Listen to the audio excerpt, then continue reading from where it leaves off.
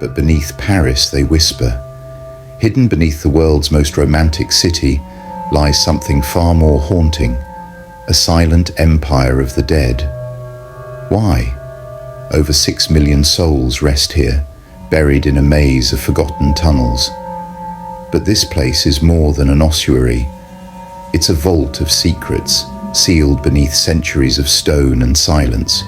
Who are these lost souls? Artists, rebels, escapees, and those who were never meant to be found. They've all passed through these shadows, and some say not all of them left. In this episode of Various Eras in Time, we descend into the darkness to uncover the mysteries, legends, the procession of the dead. Once the decision was made to relocate the dead, a new ritual began. But this was no ordinary burial. At night, always at night, the processions would begin. By the flicker of lanterns and under the watchful eye of clergy, carts creaked through the streets of Paris. Covered in black cloth, they carried the bones of thousands, sometimes entire generations. The dead were not moved in haste. Priests led the solemn journeys, chanting prayers as the remains passed through alleys and churchyards. To the city above, it was a hidden ritual, quiet, unseen. But beneath the surface, a new kingdom of the dead was taking shape. Skulls were arranged with eerie precision, femurs stacked like bricks, crosses etched into limestone walls marked the sacred nature of the space. By day, Paris bustled with life, but by night, it mourned in silence. This secret migration of bones lasted for years, from 1786 into the early 1800s. Cemetery after cemetery was emptied. The catacombs swelled with the remains of the forgotten.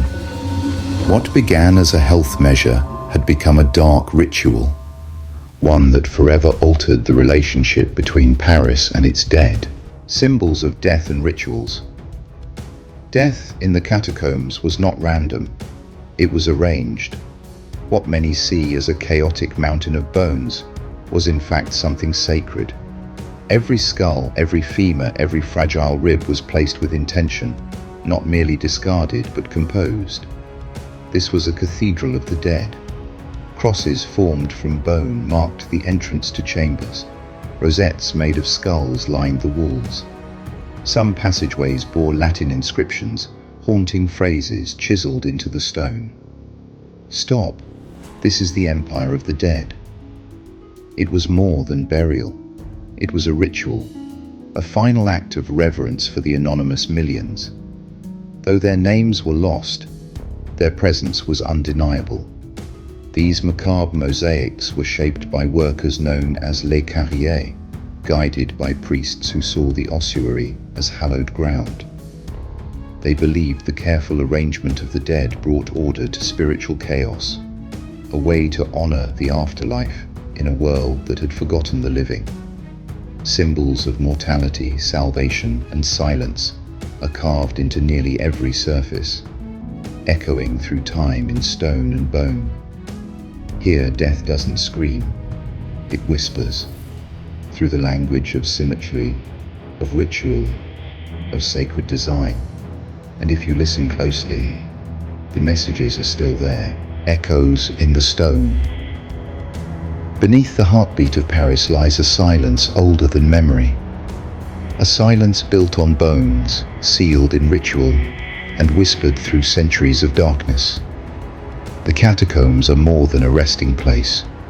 They are a mirror, one that reflects not just death, but how we live with it. Each tunnel holds a truth the surface has forgotten. Each inscription, a question left unanswered. Some enter to remember, others to forget, and some are never seen again. But whether we walk the tunnels or watch from above, the catacombs remain, waiting, watching, whispering what history forgets. The catacombs remember. Subscribe to Various Eras in Time for more forgotten stories. If you felt the silence speak, comment below. Would you dare to enter the catacombs?